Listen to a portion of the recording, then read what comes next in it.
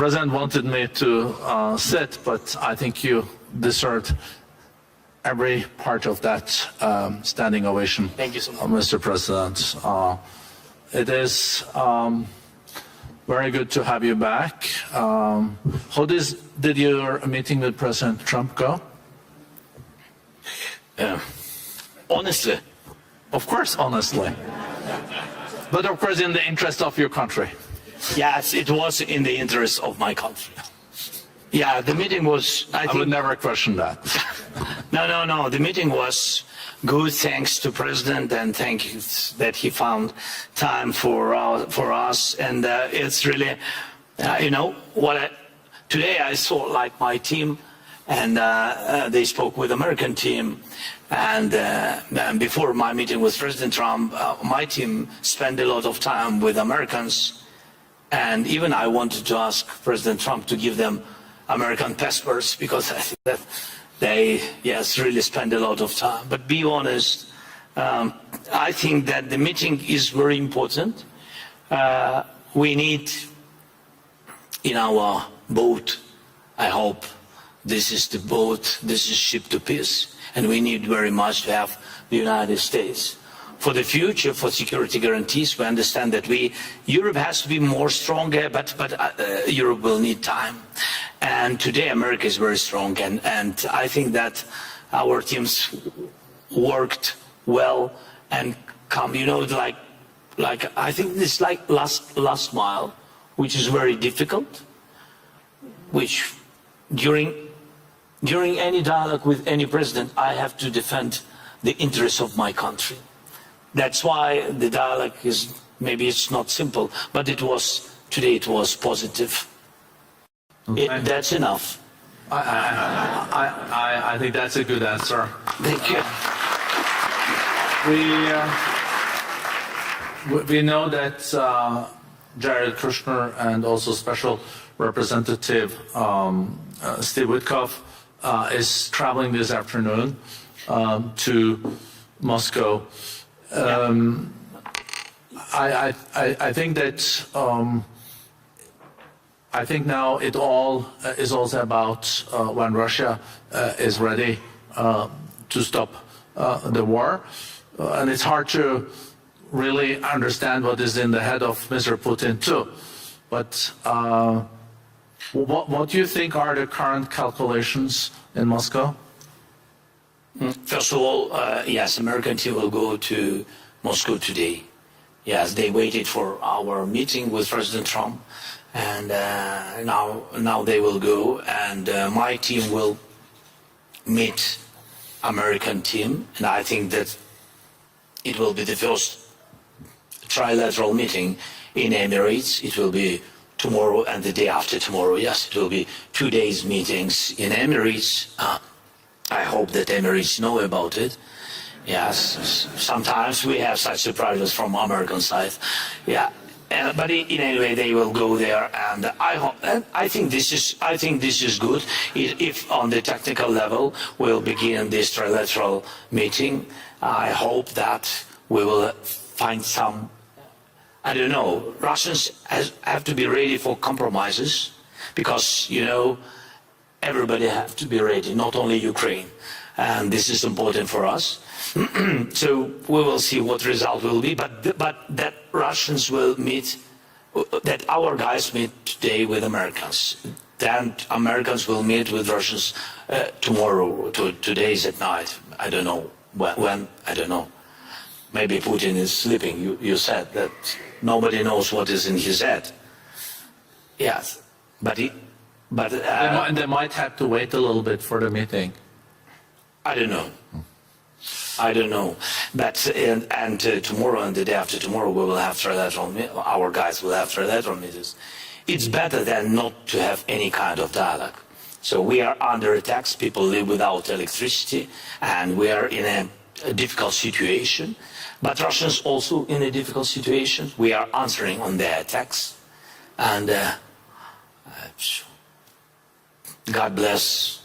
The war will stop. I hope so.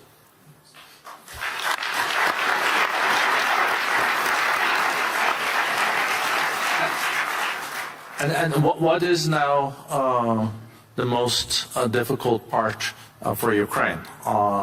We know it's attack on your whole energy system and electricity, but then there are also the casualties on the borders. So the humanitarian situation is more challenging now than a year ago.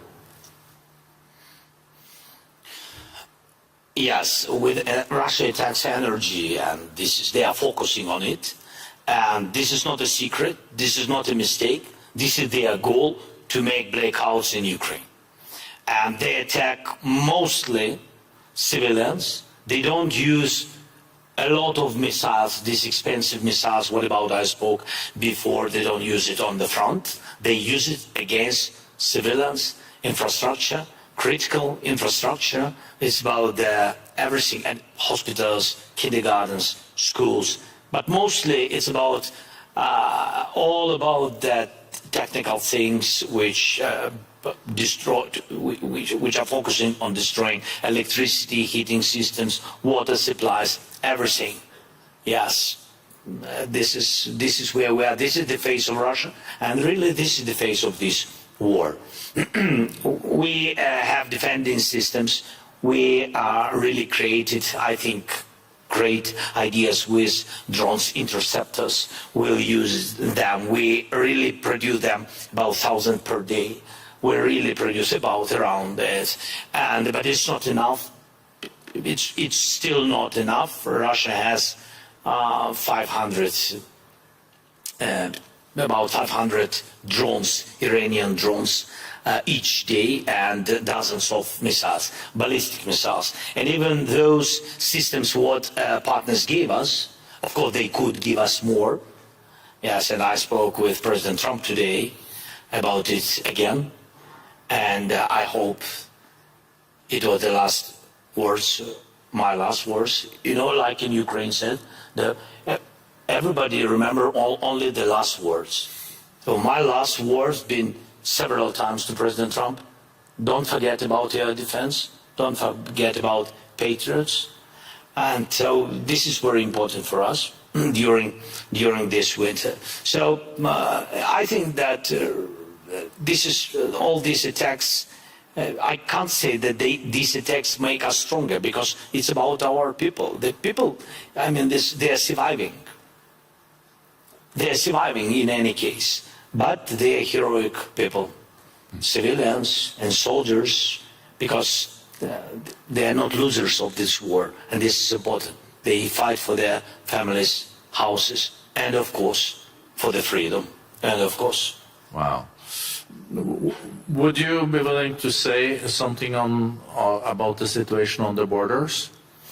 You mean contact line? Yeah, contact lines. It's Russia wants to have a border there, but it's contact line. I'm glad you corrected me, Mr. President. No, it's okay. It's not the first time for me. It is not okay, but you know, coming back to the borderline. So, would you like to say something about? Yes. Look, I mean this again, it's about technologies, and I wanted to show you, but I had some technical questions, but I wanted to show you how we work. We see online the war. We see the real enemies. We see our losses and Russian losses. Russian losses are the biggest what they had ever. So I'm just sharing with you, the real statistic is 35,000 killed per month. 35,000 soldiers. Last year, these months, it was about 14,000. So Russia is not thinking about it, but we think about it. We think how they lose and how many soldiers they lose. We know that they mobilize 43,000 per month, and they begin to lose 35. From these 43, you have to know that about 10–15% are run away, and there are some wounded, but you can understand that their army stopped increasing. This is important because of our drones technologies and our operators of drones.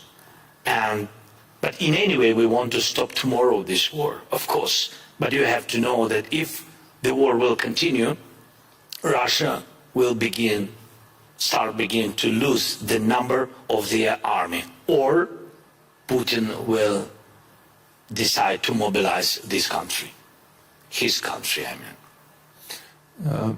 Maybe last question, because I know you also need to go back to Kiev. It was not interesting with me, yes. Your people is behind you and showing my the watch all the time. I would love to continue for another 15 minutes, Mr. President. So, but not more. 15 is okay? No. No. Okay, so, okay. The last question. So my last question, Mr. President. How can the people here at the World Economic Forum and in Davos support the most? I think you heard the applause. I think everyone wants to also show solidarity with you and the country. To defend our land, this is a very expensive task. So if during Economic Forum we can find as small businesses as possible which can open offices in Ukraine, it means that you really trust and you believe that peace will come, and that you really, yes, a little bit risk now, a little bit. We decided at the beginning, be honest today, a little bit, but we need your offices and companies. It means that you believe and you trust in Ukraine, in our independent life after the war. This is the biggest chance what you can do, to invest now, to give jobs for our people. And I think this is the most important. This is real support, not words, real support. Jobs, money, investment, come often to Ukraine. Thank you. Thank you.